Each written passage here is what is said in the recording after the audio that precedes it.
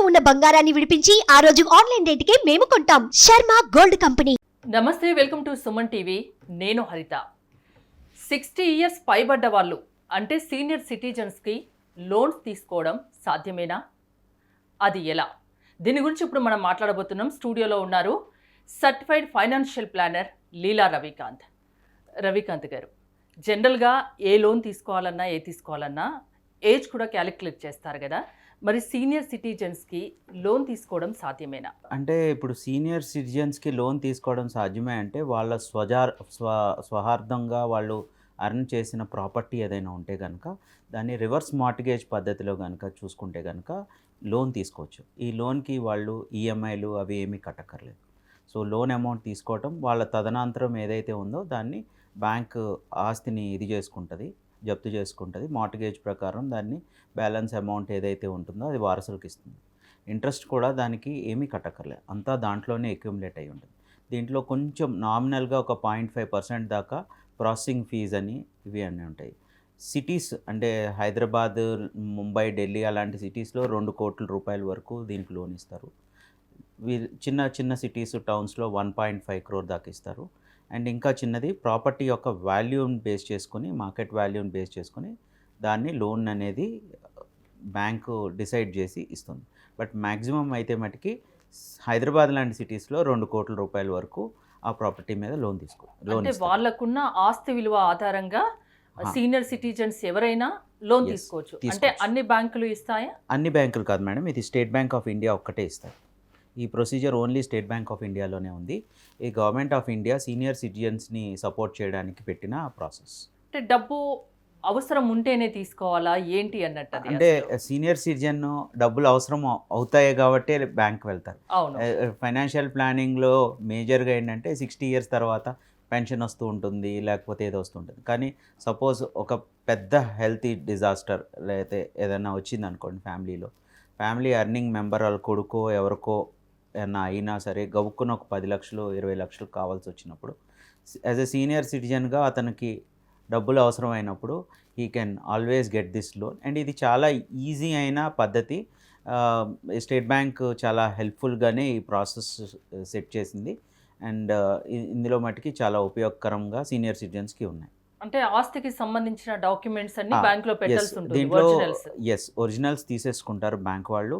And దీంట్లో criterias అన్నీ కూడా మీట్ అవ్వాలి. 60 years minimum age, and property కూడా తన స్వహస్తాలతో అర్న్ చేసుకున్న ప్రాపర్టీ అయి ఉండాలి. అట్ ద సేమ్ టైం ఆ ప్రాపర్టీ లీగల్గా అన్ని రకాల కంప్లైన్సెస్ ఏదైతే గవర్నమెంట్ చెప్పిన ప్రకారం కట్టుండాలి, ఇవన్నీ ఉంటాయి. అవన్నీ కూడా కంప్లై అయి ఉండాలి. అంటే కొంచెం ఏదో గవర్నమెంట్ ఇచ్చిన హోమ్స్ అట్లాంటివి ఉంటాయి, అలాంటివి ఏమీ దీనికి ఎలిజిబిలిటీ లేదు. So this is a purely registered property అయి ఉండాలి. మెట్రో సిటీస్లో అయితే కనుక సొసైటీస్ కూడా ఉంటాయి, వాళ్ళ సొసైటీలో మెంబర్షిప్ అవన్నీ ఉంటాయి, అవన్నీ కూడా కలిగి ఉండాలి.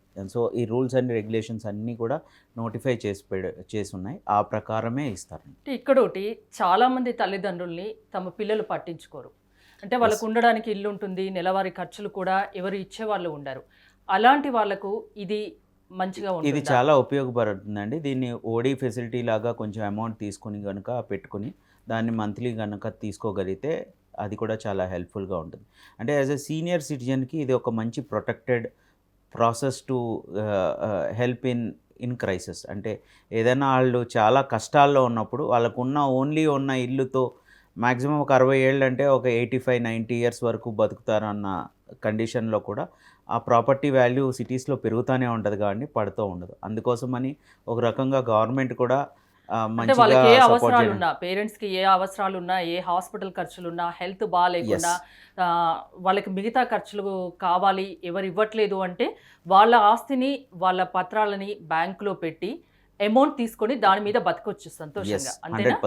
100%. దీనివల్ల ఇంకొకటి ఏంటంటే సీనియర్ సిటిజన్కి సేఫ్టీ కూడా ఉంటుంది. అంటే ఇది థర్డ్ పార్టీకి పేమెంట్ ఇవ్వరు, ఓన్లీ ఆ పర్సన్కే పేమెంట్ ఇస్తారు సీనియర్ సిటిజన్. అండ్ ఆల్సో చాలా వరకు స్టేట్ బ్యాంక్ ఆఫ్ ఇండియా అంటే they will look at why he's taking. అంటే కొంతమంది బలవంతం పెట్టి తీసుకోవడము అది ఇవి ఉంటాయి, కానీ బ్యాంకుల్లో ఉన్న మేనేజర్స్ కూడా కొంతవరకు ఆలోచించే చేస్తున్నారు. ఇది గైడ్లైన్స్ అవన్నీ స్ట్రిక్ట్గా ఉన్నాయి. అండ్ ఏదైనా అయితే కనుక బ్యాంక్ మేనేజర్కే ప్రాబ్లం వస్తుందని చెప్పి ఈ రూల్స్ అండ్ రెగ్యులేషన్స్ చాలా స్ట్రిక్ట్గా ఫాలో అవుతుంది. అంటే వాళ్ళ వారసులు వాళ్ళ పిల్లలు ఏమైనా అబ్జెక్షన్ చెప్పడానికి ఉంటుందా, వాళ్ళ లేదు సైన్ ఏమైనా లేదు ఉంటుందా? అందుకనే స్వహస్తాలతో అర్న్ చేసిన మ్మ్. ప్రాపర్టీ అనే వర్డ్ ఉంది ఇందులో. పేరెంటల్ ఇన్కమ్ నుంచి వచ్చిన ప్రాపర్టీకి అయితే ఇవ్వట్లేదు. సో ఓన్లీ సొంత ప్రాపర్టీ వాళ్ళు గడించిన ప్రాపర్టీ అయితే కనుక దీంట్లో ఇస్తాం. ఓకే, వాళ్ళ ఆస్తి పత్రాలు పెట్టి డబ్బులు తీసుకోవచ్చు, వాళ్ళ అవసరాలకి వాడుకోవచ్చు. తదనంతరం అది బ్యాంక్ ఆధీనంలోకి బ్యాంక్ వెళ్ళిపోతుంది ఆ ఆధీనంలోకి ఆస్తి. వెళ్ళిపోతుంది. ఆ డబ్బులు వాళ్ళు తీసుకొని మిగతాది వారసులకు ఇస్తారు, ఎస్. అంతేనా? లేదు అంటే వారసులు అంటే ఇప్పుడు ఉన్న లీగల్గా కంప్లై అయితే కనుక వారసులు ఆ డబ్బులు కట్టి మిగతా ప్రాపర్టీ కూడా తీసుకోవచ్చు. సో అది డాక్యుమెంట్ వీలునామా ప్రకారం వెళ్తాం. ఆస్తి సంపాదించి ఉంటే పిల్లల మీద ఆధారపడి బతకాల్సిన అవసరం లేదు, వాళ్ళకున్న ఆస్తి ద్వారా వాళ్ళు బ్యాంక్ నుండి డబ్బులు తీసుకోవచ్చు, అంతేనా? ఎస్ అండి. ఇది ఇది వెస్ట్రన్ నిజంగా కంట్రీస్ మంచి నుంచి వచ్చిన అవకాశం. ఇది వెస్ట్రన్ కంట్రీస్ నుంచి వచ్చిన ప్రాసెస్ అండి. ఇది లాస్ట్ 10-12 ఇయర్స్లో చాలా మెట్రో సిటీస్లో బాగా పాపులర్ అవుతూ వస్తుంది. So this is very useful in case of health emergencies, లేకపోతే ఫ్యామిలీ రిక్వైర్మెంట్స్ని మీట్ అవ్వడానికి, అంటే డే టు డే ఖర్చులు, ఏదైనా సపోజ్ పెన్షన్స్ కానీ, లేకపోతే ఏదన్నా ఇప్పుడు ఎఫ్డీలు పెట్టుకున్న చోట బ్యాంకులు లేకపోతే చీటీలు ఎత్తేసి వెళ్ళిపోయినా సరే ఈ సోర్స్ ఆఫ్ ఇన్కమ్ అయితే ఉంది. ఓకే, ఇది ఒక మంచి అవకాశం. ఎస్.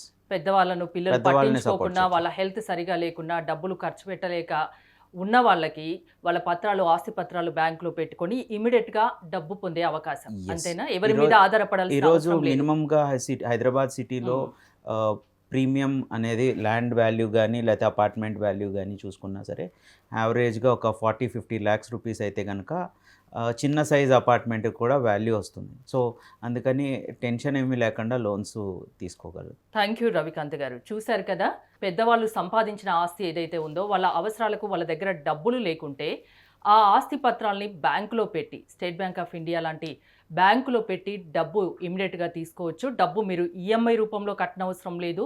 మీ తదనంతరం ఆ ఇంటిని, ఆ ఆస్తిని బ్యాంకు స్వాధీనం చేసుకుంటుంది. మిగతా ఏదైతే అమౌంట్ ఉంటుందో అది వారసులకు ఇచ్చే అవకాశం ఉంటుంది. చూస్తూనే ఉండండి సుమన్ టీవీ.